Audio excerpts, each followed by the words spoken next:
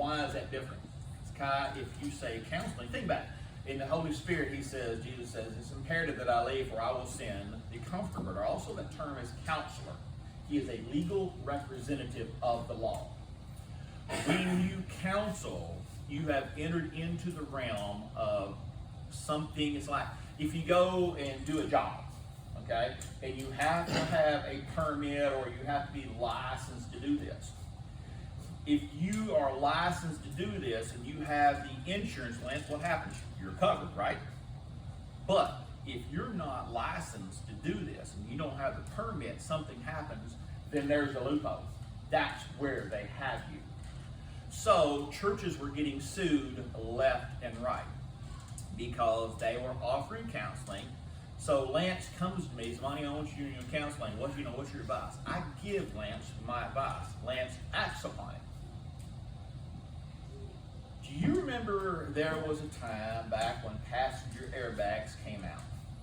If you remember, because I was in the dealership at the time, and the trend is that you could go to the dealership, sign a waiver that says, I don't want my passenger side airbag on. And they could turn off the passenger waiver. That sounds great, doesn't it? Until they got challenged. And a woman sued them because, come on, Bailey, she sued them because she said, I didn't understand what I signed. I didn't have representation that helped me to understand the full thing.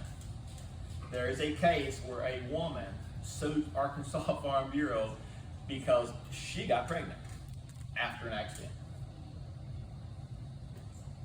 Because the medicine after the accident that she started taking nullified her birth control. She got pregnant because of the accident. So we live in a sue society. Why do churches have playgrounds and they're all fenced in? Liability. Why are all the playgrounds under cameras? Liability. Because can you only imagine if our church liability insurance is $200 a month? Can you imagine what New Life church liability is? They're constantly being monitored. They're constantly because everybody is looking for a way to attack. In churches, that's why, like Artie was talking about, he asked me about it. I said, well, yeah, I said that exactly. I said, you need to have 2 people counting money. Why? Huh? Discrepancies, someone could say the other one's stealing. Exactly. It happens. And so the thing is that I remember back when I was an elder at the House of Prayer, they wanted me to have the key to the safe and the key to the secretary's office. They said, well, you're going to need it. I said, oh, no, I don't want to need it. They say, why do you not need it? Because when I worked for Ryder, I had the key to the lockbox. I had the key to the room. Jessica, guess what happened? The lockbox came up short. Guess who got blamed? You. I was in the mix of people who had the keys. And so whoever had keys were the ones. So there's like 4 or 5 of us who it came down to. From that experience, I said, I don't want nothing. You know one of the reasons why I don't know what you type. I don't want to know what you type. Why do I not want to know what you type? And I'll tell you why I don't know what you type. There was 2 men that came in here. One of them in particular, he told me something. He said, Monty, what you really need to do, those who financially support the church, that's who you need to invest in. Guys, I'm going to tell you something. Y'all can accuse me of a lot of things. That you will never accuse me of. Because that will never. I had, one of these days, I'm going to stand before God, and it's going to look like one of them commercials, you know, where they flop out this contract, and it goes, and it's out on the floor, and it goes off these different directions. That's all of my wrongs.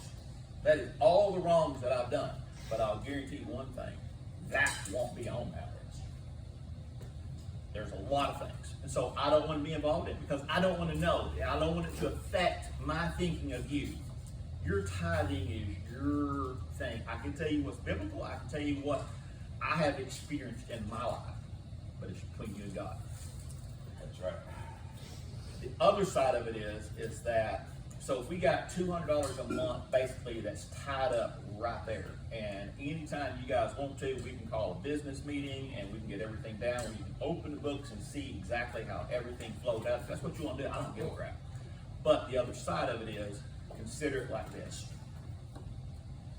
We've got, on an average, our utilities at this church run approximately anywhere between, now in the winter, the cold winter and the hot summer, when we got to run the air conditioner longer, run the heater longer, on an average run anywhere from the high 2s to the high 4s a month. So think about that. You know, we're looking at, you know, anywhere from 2 being cheap to 5 or 6. We actually was letting a church use this church a long time ago, and they got mad because they had a group of ministers that would come in constantly. There was always somebody here during the night. And Lance, Christians are soft. They like it warm in the winter, cool in the summer. And so they had the heat on. They kept on an average of 80 degrees in here when it's cold. They got there was no rent, no nothing charged to these people. Dory, they got an $800 bill and they freaked out. And they left. They said, well, you charge this too much. Well, here's the bill. There's nothing else on this. This is your bill.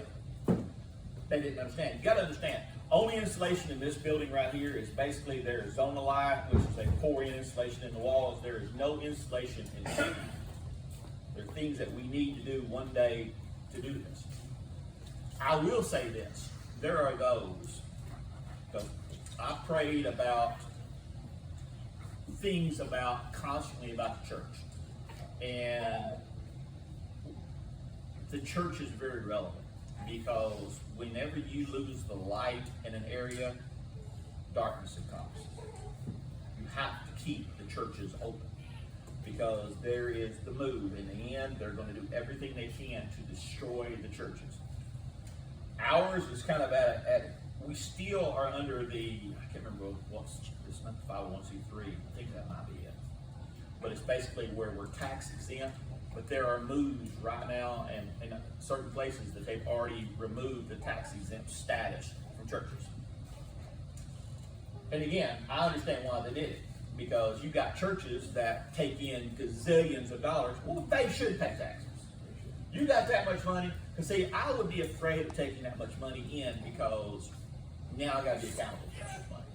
I'm not personal. I don't want to be accountable for it. I just don't want it. I love our small church. Told a man the other day, I love our church being small because I don't want to ever be able to look at somebody and go, who are you? Then I don't care. God will ask your name from a calling. So you're my target now. So we'll shut up about that. So that being said, it does matter. I will say this is that just like you see the roof the other day, because again, we don't take in enough tithes, and it didn't used to not matter when I worked for a living, Lance, because when I worked for a living, everything was good. We paid the difference. It never did bother me. But now that I am, one of them elderly retired people, it matters.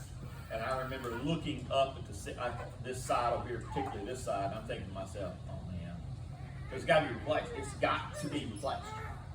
And we got no money accountable for that money. And I looked and I was like, God, I don't know what to do.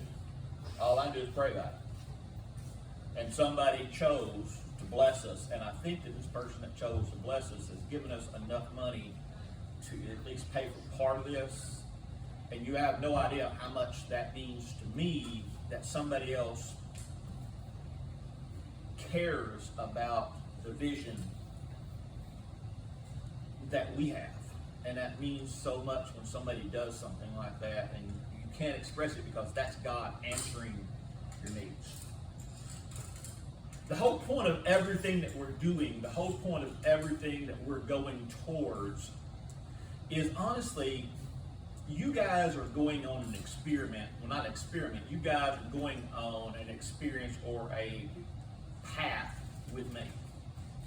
as I've told you, I am in this position, you know, where honestly, it's kind of like Zeke and I was talking about this morning, how God puts you in situations and leaves you in situations and takes you down roads that you don't understand, but that's the only thing that keeps you sane.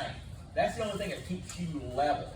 Because some of us, if life was good, Michael, if you had all the money you ever need, you had all this other stuff, You wouldn't be here today. yeah, and you wouldn't need God. And if you had all this stuff, and you had all this stuff, you would be looking for others. It's like a friend of mine told me, he says, Monty, what you need to do, you need to go, I moved out to Shreveport to go work for Ryder, and he says, you need to go find the biggest church, and that's what you need to join. You need to get involved in this big church, because that's where all the money's at. Like, why would I do that? A friend of mine told me, he said, Monty, you believe that God's called you in full-time ministry? I said, well, you know, as a young pastor, that's what you dream of, being a full-time minister. Now that would drive me nuts, because nothing personal. I heard enough as it is, and I know y'all do the same. And when you hear somebody else, you know, because you ain't got nothing, you're not really suffering. There are people out there who are really suffering in this world. And then they hear somebody, oh, I broke my finger now, my life is so bad, I got all these hot checks, I got all this crap. It's like, shut up. Thank you. Put your panties on and keep on going. The thing is that there's a verse in the Bible that God said, get rid of all this crap. Well, they chose to not get rid of it because it served them. It served what they wanted to do. See, we leave behind, when God cleans our plate, we leave behind the things that serve us. And so what happened is that God says, okay, since you chose to not get rid of these things, I ain't never going to take them off of you. You're going to have these things. Teach your children warfare. I always found that interesting. That didn't say, Carrie, to teach you warfare. That your kids watch how you go through this thing, and they're going to learn how to deal with this crap. That's the whole point of parents, is to teach their kids how to deal with crap. When you have these things happen, what do you do? Well, I think for so long, we have lived in this self-serving, shallow religion, Christianity, that is honestly a fraud. I'll just be honest with you. I think that so many of us have lived in a fraud religion. Because the religion has been molded to our desires and what we expect from God. Think like this thing, the prosperity ministry. Why is that alive? Because who would not want to serve a God, David, that if you gave him $100, he's going to get you back $1,000? They love God. Sounds good to me. Why do some of us, or why do some churches really want to get hard on sin? Well, some people like to point out other people's sins. They want to see other people. Do you know how preachers, one of the methods with which preachers get paid? You ever thought about this? You know one of the biggest methods with which preachers get paid? You know what it is? Here. Huh? Here. Altar calls. And you know how? Think about it. When a preacher gets up there and man, he sees all them people come down there, what does he say to himself? Lose money. Pay me some money for a fountain. It's not paying money, it's justification of what you're doing. And then the music starts. Yes. And so what happens is everything is organized. All of the praise and worship music that is moving you to emotion is all minor key. Emily, what does minor key music do? It moves to emotion.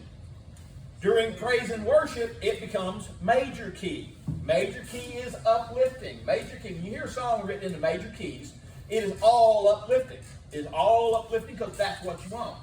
They get you uplifted, and then all of a sudden they'll shift it because they're ready to make you move, and especially when the preacher is getting ready to get up there and deliver a message. Because he wants you down at that altar. Other people want you down at that altar. You know why a lot of people want you down at the altar? And if you say you've not done this, you're a liar. We've all secretly, does any of y'all, have sin or having trouble in your life? We're all like looking around, and then we want to see them down at the altar. Why? Not only that, well, I knew you was in sin. I've seen that. I've seen that. So, as an example, I remember when I Kai, when it was first birthed in me, something was wrong. I was sitting in that room with Sunday school teacher. My Sunday school teacher was talking about the false church. How the false church is going to come up, how he's going to move, and all that stuff. And I was like, and he talked about America and how all these things, and I'm like, and it never dawned on me.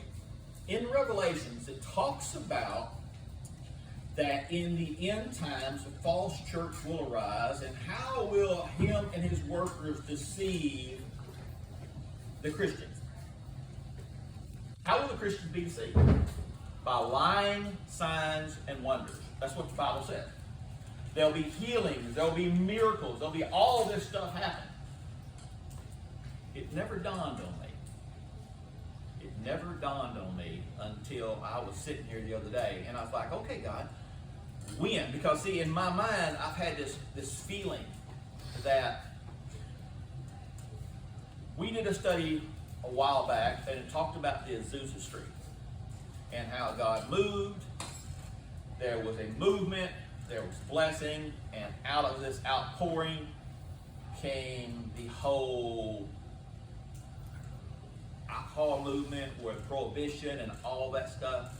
But right prior to the Dust Bowl and to the economic collapse, there was a great prosperity at the time. One of the greatest moments in the American history where we was so prosperous, we was all these things, and then it crashed. And I started praying about it, and I was thinking in my mind, because my problem is just because I think of something in my mind